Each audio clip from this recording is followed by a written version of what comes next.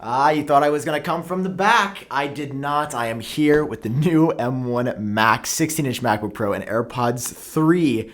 Guys, I've been waiting for these for so long. Some could say my whole life. I want to take these out of the box with you guys today, show you my first impressions and what they look like. And I'm going to unbox them now. So what are you waiting for? If you're excited for today's video, drop a like down below. It seriously helps me and the channel out. And click that subscribe button and turn on the bell for notifications so that you never miss a beat.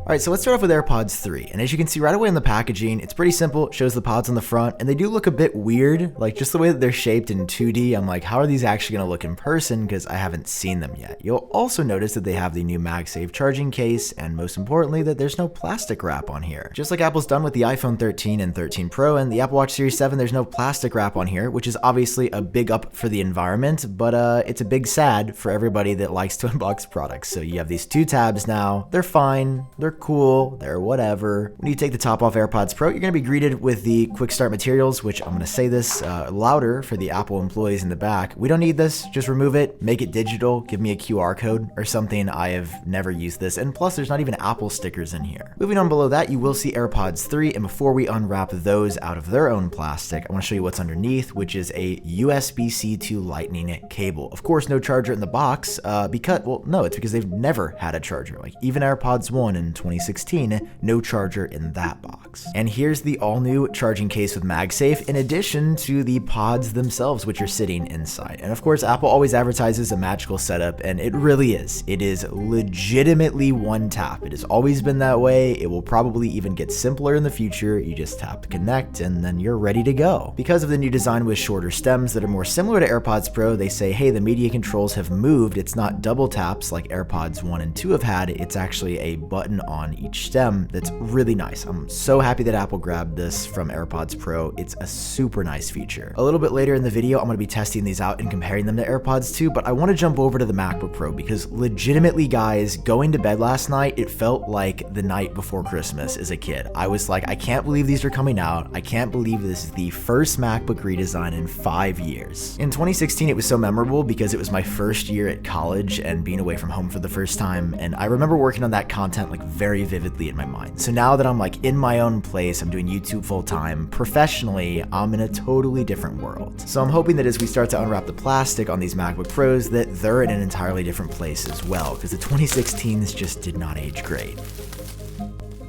Alright, lifting up the top on the MacBook Pro, I'm precariously balancing it in one hand here. You can see on top is the MacBook Pro covered in this thin layer of paper, and you can see there's even a special circle around the Apple logo so that it does not obfuscate what it looks like. It's not covered, you can see it crystal clear. It's a hilarious attention to detail. And actually below here, while I would normally skip this because it's just a power cable and a charger, Apple has revamped both of these components extremely significantly, especially here on the 16-inch. First of all, it's not just a USB-C cable this year, it's a USB-C to MagSafe 3 cable because MagSafe has returned. So you've got the charging indicator on the cable, and of course it's braided now, so it feels so incredibly good. Plus your MacBook won't fall to the ground when you trip now because MagSafe automatically detaches magnetically if you would trip on the cable. But it's the charging brick, 140 watts, that's even wilder now. This is Apple's first ever gallium nitride charger, so it's gonna run cooler and it's really light. Like the fact that they've packed 140 watts into this is practically unbelievable because it's a weird shape too. It's like a rectangle for the first time, but it looks nice, and this is going to give us fast charging on the new MacBook Pro when we use MagSafe. So now back to the MacBook Pro. I have never seen one of these in person. When I picked this up at the Apple Store, I just got a glance of what was on the counter. This thing feels unlike any other computer I've ever touched. It feels exactly like the 2006 redesigned MacBook Pros at the same time as it feels like it's 10 years in the future and it's 2031 as I'm unboxing this. There's this weight to it that I haven't felt on the MacBook Pro in a long time, and like it is heavy. The 16-inch is thick, it is beefy, it is chunky, but man, does the screen look incredible. I could need a tractor trailer to haul this around if I get this screen because it's mini LED now, it's got rounded corners, and of course there's a notch. And I can tell you, I got used to the notch in 2.5 seconds. It's great. Don't let anybody tell you otherwise, the notch was the right call on here. This is my first impression. It will be my last impression. The colors of the screen are wild. You can look down at the keyboard and you'll see immediately the touch bar has been removed, which is just such a welcome change for me. I never used it. I never liked it. We've got the full-size function row, the all-black two-tone keyboard, but no MacBook Pro branding anywhere to be found. That is until you actually turn the computer upside down, and very elegantly etched into the bottom of the MacBook Pro is the MacBook Pro branding, and damn, that is hot. I haven't even actually used the computer yet, and holding it feels pro. It feels serious. It feels like a place where I'm gonna get work done, and it already feels like the thing that we've all been waiting for such a long time. Anyway, I wanna go hands-on with this. I wanna show you guys how it works, so let's head over to my office and I'll give you guys my impressions there. All right, so now that I got the new MacBook Pros out of the box, the first thing I'm gonna do is install SetApp, who actually sponsored today's video. SetApp's a subscription service that gives you unlimited access to some of the best apps in the world, including a ton that I use every day. For just $10 a month, you get access to over 220 insane apps, not to mention that their version of the App Store is just like really pretty and feels good, and I kind of like it better than Apple's App Store. There's so much good on here, but I've been blown away by Text Sniper, which allows you to screenshot text from images and paste it. So let me show you how it works. Obviously, you have normal copy and paste on the internet, but with an image, it's just drag and drop the whole image. But with Text Sniper, you hit Command-Shift-2, drag over the text, and then you can paste it as such in any program, anywhere. Do you know how much time this would have saved me in college? So go ahead and check out my link to SetApp down below in the description. If you just got a new Mac, if you've had one, this is a must-have. It's 7 days free trial when you use my link, and then $9.99 a month after. Check out SetApp down below. All right, so we got it. It's here, and about a week ago, I had the foresight to say, hey, I'm gonna need a monitor for this. Like, as much as I'm very excited to use the 120 Hz ProMotion screen, before I even set this up, I was like, for long-term edits, I like something bigger. I need to like look up rather than look down. It hurts my back. So we're gonna connect this to the Pro Display XDR. So what I'm replacing on here, this is the M1 13-inch MacBook Pro. Really good machine. I've had this since the day it came out last year, and I mean, the M1 was nuts. So inside, I've got the M1 Max 10-core CPU, 32-core GPU. Let's hook it up to the Pro Display XDR and see what it looks like for the first time. I just want to see it on the screen. I just want to... Oh, baby. Take me out to dinner first. All right, opening this laptop, it feels like some kind of thing that I shouldn't be touching because it's just simply too nice. Like, I that sounds dumb, but I'm like actually dead serious. Like, it feels better than any MacBook Pro I've ever touched. Like, the last ones in comparison, this version feels cheap. It's not even the weight that's doing it. It's just... I think it's just everything about it. It feels premium, it's a little bit thicker, the screen is out of this world. I already don't mind the notch, and I've had it open for 4.5 seconds. Oh, what? The screen.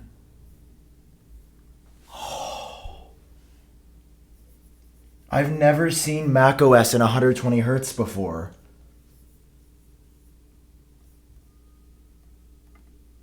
Oh, dude.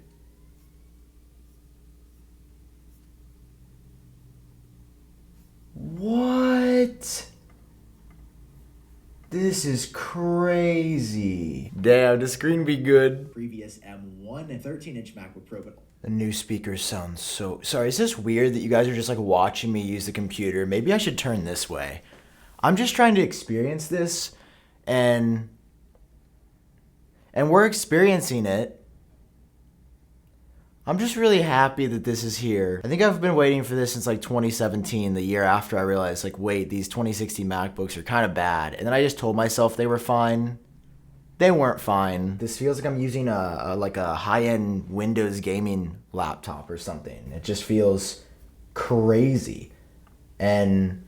oh, the rounded screen is phenomenal. I just can't get over still the ports. The ports are back. We've got 3 USB-C, Thunderbolt 4 ports, MagSafe, headphone jack that's better for more expensive premium headphones, HDMI, SD card reader. On a mother truckin' MacBook, we've got this back. So now you can just plug stuff in easily. Don't have to stress about it. You don't have to bring a bunch of dongles. It just works.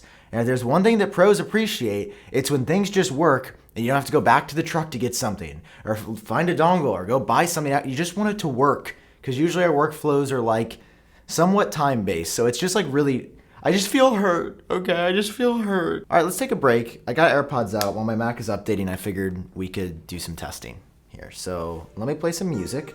Let me see how they sound. To the other side.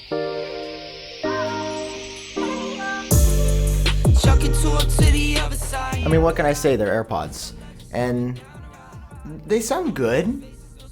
I was expecting better, since they're a little bit more expensive than when the last AirPods 2 started at. Listen, they're so comfortable. Like, these are by far the most comfortable pair of AirPods I've out of the Pros and the 2s. They work for me really well, but let's switch over to the 2s and see what the 2s sound like. I be like, what's up, guy? I was down so bad, I took those L's. I was like, what, guy? Now I'm up on my way to the bank, I'm laughing, ha, ha. Now I'm up on barely here, thinking it a rah, rah. Okay, so,